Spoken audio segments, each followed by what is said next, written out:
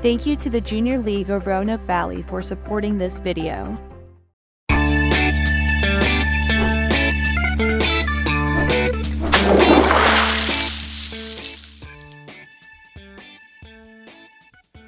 Hey Explorers, welcome back to another episode of Get Schooled.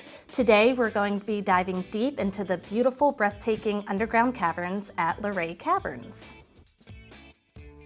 Have you ever wondered how caverns like Luray Caverns are formed? Well, get ready to uncover the secrets hidden beneath the Earth's surface with us today.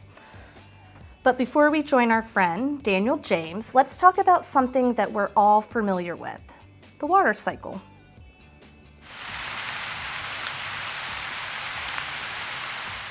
Water is always on the move, isn't it? From the clouds in the sky to the creeks that flow and the oceans that roar, water is always changing our Earth. And one of the ways it does that is through erosion. Erosion is like nature's sculptor, always changing how the Earth looks, and that's exactly how Luray Caverns were formed, through erosion in the water cycle. Now, when we join Daniel James, as he's at Luray Caverns, I want you to keep in mind what we just saw here and how water was able to change the surface of our sand. Hey, Daniel, we were just talking about you. Hi, Miss Danielle. I'm actually here in the Luray Caverns right now, and we're gonna learn all about the water cycle and go deep underground to learn all about it. You ready to go? Of course. Let's go.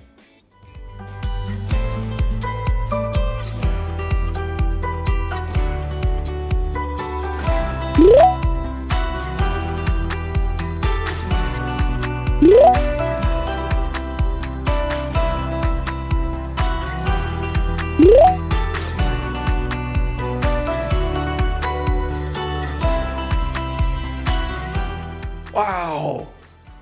Miss Danielle, have you ever seen anything like this? I have so many questions. Look at this.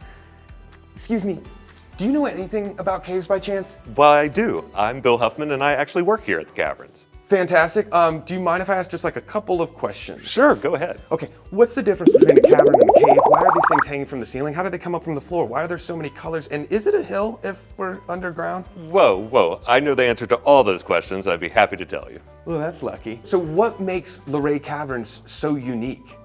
Well, it's the beauty of the caverns. It's all the formations and the decorations. It's highly decorated, and we have a lot of stalactites and stalagmites. So when did construction on these caverns start?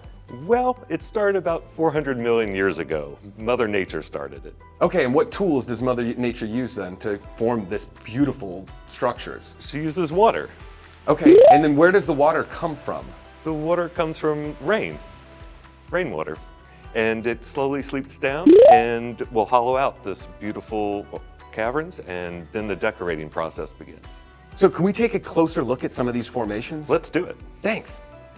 So, Bill, what are we looking at here? We're looking at formations called stalactites and stalagmites. Okay, and how do you remember the difference between them? Well, I remember stalactites hang tight to the ceiling, and stalagmites might reach the ceiling. Okay, so how are these formed? Well, they're formed over a long process. Rainwater will seep down and deposit minerals. If the rainwater falls really fast, it'll grow from the bottom up. If it hangs tight to the ceiling, it'll make a stalactite. And when the two meet, they form a pillar or a column. So as these drops come down, the slow ones then form the ones on the ceiling, and the fast ones drip down too fast. What are they carrying with them, though, that makes structure? Is water just creating these? No, they actually have minerals from the soil above, and that's what's creating the structure. And how do we have all these different colors too? Well, it depends on the minerals in the soil. Let's see, the colors. Well, the reddish brown is iron oxide. The gray color you'll see is manganese oxide, and the white is pure calcite. And how long do these take to form? It takes a while, about 120 years per cubic inch. So think about the size of a Cheez-It every 120 years. That's And a it'll long grow time. that much? Yes. Can we watch and wait? Sure. Thanks. Or why don't you come back in 120 years and we'll check it out then. I can try that. So 120 years and it'll grow about that much? Yes. Wow, so some of these, what's like some of the oldest ones or some of the biggest ones you have here? Yeah, I think the oldest one is 7 million years old. Wow, cool. So is this something that we can watch in action? Well, it does take a long time, and it's all due to the water cycle.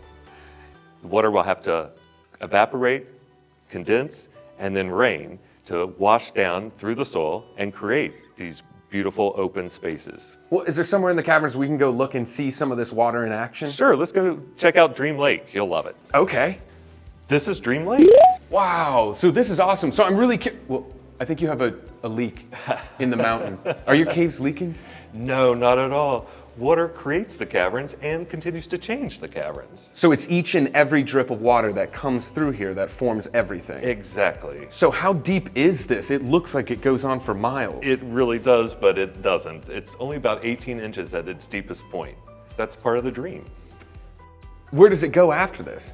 Well, it will flow out over the back of the wall and continue down to the water table and flow out into the creeks and streams in the county. So can we go swimming in here? Well, I wouldn't. It's about 18 inches deep, so we wouldn't get very wet. We can still try though, right? Sure, you want to do a backstroke? Yeah, I do. So far we've talked about precipitation and where the water comes from to get to the caves, and then the runoff when it goes off. But it's also really muggy in here too. What is the deal with that? Well, it's due to evaporation, and it makes it very humid down here. You can kind of feel how muggy it is. Okay, and then once it evaporates, where does it go? Well, if we were outside, it'd form a cloud, but we don't have clouds down here. Miss Danielle, do you think we could talk to somebody about clouds later on? Of course, Daniel. We can talk to somebody about clouds, but that's called a meteorologist. Yeah, obviously. Bill, do you mind if I stay here for the rest of the night and camp out? Well, I wouldn't recommend it. Well, Miss Danielle, it's back to you. I'm gonna go ahead and explore a little bit more.